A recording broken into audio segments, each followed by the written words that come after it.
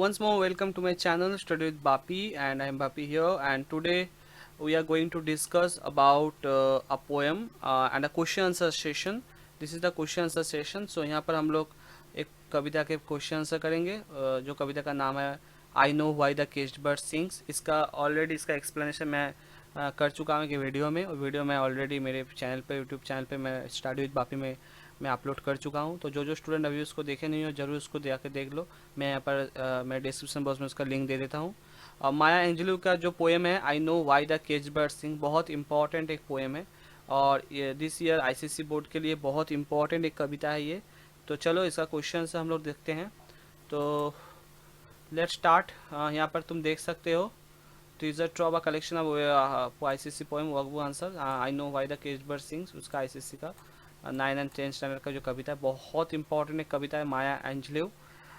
माया एंजेलू को जो हम लोग बोलते हैं, जो actually she was African American slave, that means and in this poem she just narrated the about her journey, जो कैसा जर्नी, कैसा अपने लाइफ कैसे बिताए थे, तो उसके बारे में बताया गया है। तो अपने आप को यहाँ पर एक बर्ड के साथ वो कंपेयर किए हैं।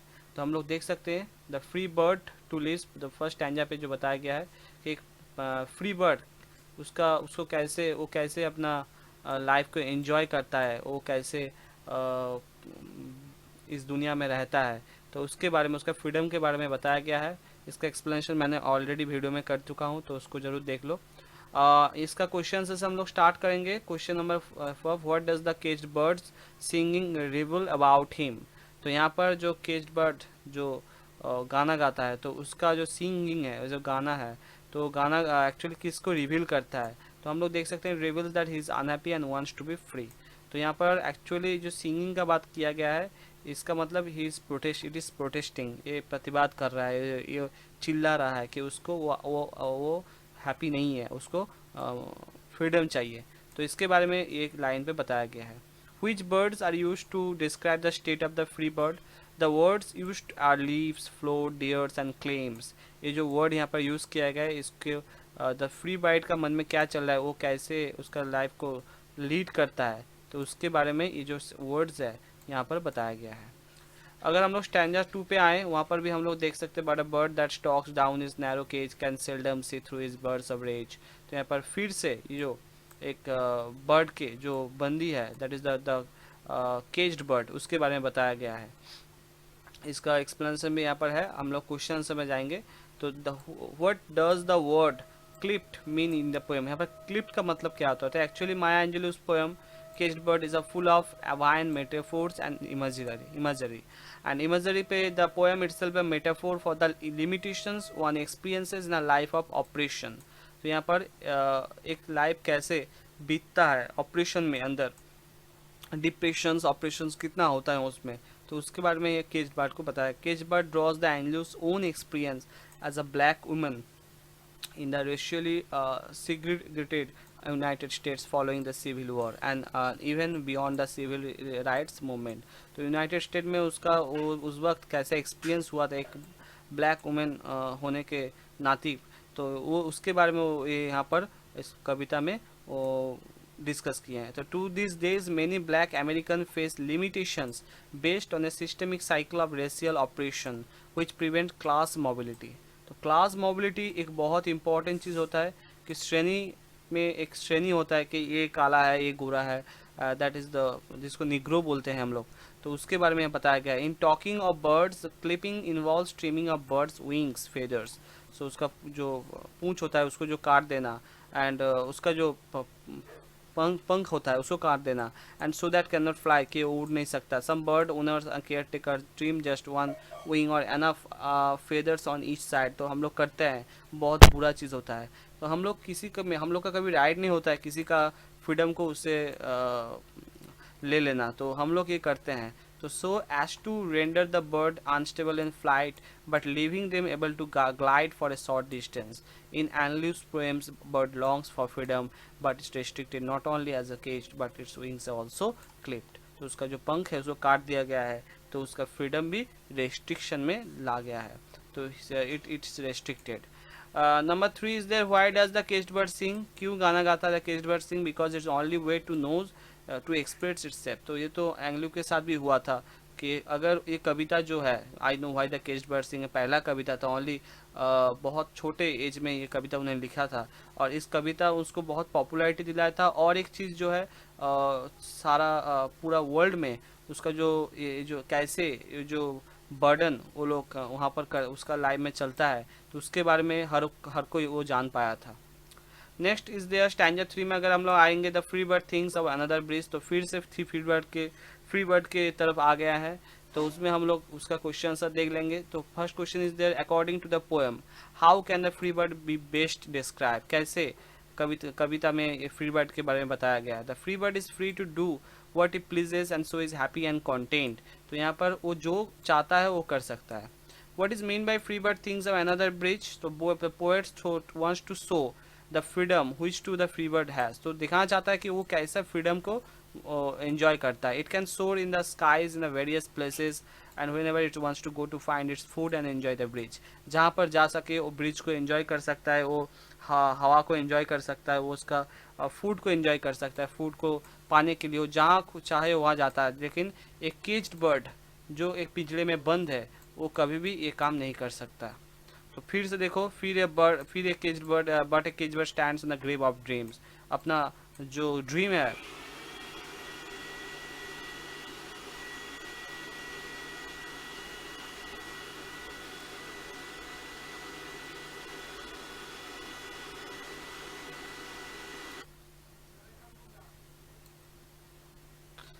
यहाँ पर बताया गया कि कैसे वो अपने ड्रीम के ऊपर खड़ा है। तो he shadow shouts on the nightmare scream, his wings are clipped, his feets are tired, so he opens his throat to sing. तो इसमें हम लोग थोड़ा सा देख लेंगे उसका कविता के बारे में जो बताया गया है कि what does the line and his shadow shouts on the nightmare scream mean. तो यहाँ पर अगर देखेंगे the line describe the caged bird who stands on the grave of dreams, his shadow shouts on the nightmare dream scream, the grave of dreams can refer to a person who has given up on his dream. तो हर कोई का dream देखने का अधिकार होता है, उसके बहुत सारे ड्रीम भी होता है, लेकिन the shadow and rather than bird itself shouts revealing a sense of powerlessness. यहाँ पर जो बर्ड जो गाना गा रहा है, चिल्ला रहा है, वो दिखा रहा है वो कितना पावरलेसनेस है, उसके पास कोई क्षमता नहीं है। For who would hear the shout of shadow, वो किसके लिए गाना गा रहा है उसे मुझे खुद भी पता नहीं है। The contrast with the free bird describe in the previous stanza who boldly name the sky zone. तो यहाँ पर हम लोग देख सकते हैं जो तुलना किया गया है फ्री बर्ड के साथ कि वो अपने नाम को स्काई को अपने नाम कर लेगा। दिस मीन्स उसका जो फ्रीडम है वो उसको कोई भी रोक नहीं सकता। The caged bird's nightmare scream का मतलब होता है कि gives an otherworldly sense that again the cry will not be hurt. उसका जो चित्कार है, उसका जो चिल्लाना है, उसको कोई नहीं सुन सकता। The word shadow and nightmare evoke a dark outlook, that means the bird shadow and nightmares में escape the confines of the cage. वो पिंजरे के अंदर में रह जाएगा, वो कभी भी बाहर नहीं निकलेगा। The speaker describe the birds cries as the sounds of nightmare scream. तो यहाँ से हम देख सकते हैं the caged bird is despondent on his lies to captivity of the screams like that the something have a nightmare। तो यहाँ पर ये चीज़ को हम लोग को जरूर डिस्कस करना चाहिए। What is the main conflict in this poem? The main conflict in the caged bird wants to life of the free bird. The caged bird also wants the freedom to do whatever he wants। वो जो चाहता है कि यहाँ पर जो बताया गया कि फ्री बर्ड जो चाहता है वो उसका काम कर सकता है, लेकिन एक केज्ड बर्ड कभी भी वो जो चाहता है उसका फ्रीडम उसको नहीं मिलता है। नेक्स्ट स्टैंजा पे आते हैं, caged bird sings with a fearful thrill of things unknown. तो ये जो पैरा है इसका कभी क्वेश्चन हम लोग डिस्कस करेंगे। What parallel can be drawn to the poet's feeling and that of the caged bird? तो the line for the caged bird sings of freedom parallels to the author। तो यहाँ पर देख सकते हैं कभी का जो फीलिंग है अपना कैसे caged bird के साथ वो रिलेट हो चुका है। तो ये रिलेट हो चुका है कैसे, हम लोग देख सकते हैं he cry her cry for freedom in form of equality. वो भी रो रहा है फ्रीडम के लिए, और कभी माया एंग्लू वो भी बता रहे हैं कि वो भी रो रहे थे, वो भी वहाँ पर फ्रीडम के लिए वो भी उसको कंपेयर कर रहे हैं खुद को एक केज्ड बर्ड के साथ। He feels that her cries are heard but only as a soft background noise. She still feels that she is caged. Although she sings, her cries are hardly only a distant noise. So because of being discriminated, she is restricted, cannot realize many of her dreams. So जैसे वो अपने खुद को restricted वहाँ पर कर दिया गया है उनको, तो तो कोई भी उसका ड्रीम के बारे में सोच नहीं सकता, वो चिल्लाते रहेंगे कि लेकिन वो बहुत दूर तक नहीं जाएगा। तो question number next question number हम लोग आते हैं। तो यहाँ पर हम लोग देखते हैं कि क्वेश्चन नंबर 3 में बताया गया stands on the grave dreams shadows outs of nightmare scheme. बहुत इंपॉर्टेंट क्वेश्चन है, इसको मार्क करके रख दो और इसको थोड़ा बहुत अच्छे से पढ़ लो कि ये जो क्वेश्चन बताया गया इसका मीनिंग क्या होता है। The grave of dreams can refer to a person who has given up of his dreams. इसका मतलब है जो अपना ड्रीम को ऑलरेडी गिव अप कर चुका है, छोड़ चुका है कि मुझसे नहीं होगा और मेरा जो ड्रीम्स था वो सब खत्म हो चुका है। That shadow rather than the bird itself shouts revealing a sense of powerlessness. क्या बोलता है जो उसकी क्षमता नहीं है। For who would heart the shout of the shadow, किसको कौन उसका आवाज़ सुन रहा है इसके बारे में बताया गया है। This contrast will be free bird described in the previous stanza boldly names the sky his own.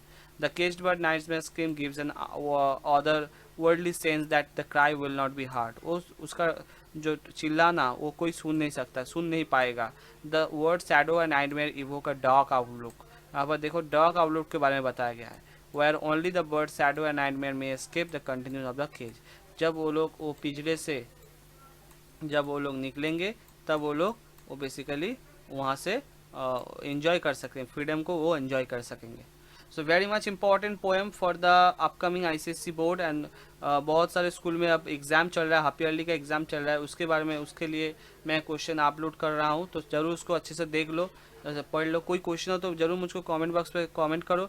अब प्लीज़ सब्सक्राइब माई चैनल, जैसे कोई भी और नोटिफिकेशन घंटी दबा दो, जैसे अगले कोई वीडियो आएगा तो ज़रूर उसका नोटिफिकेशन तुम्हें मिल जाएगा।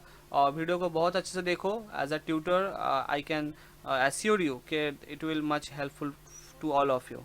Thank you so much for everything. Thank you.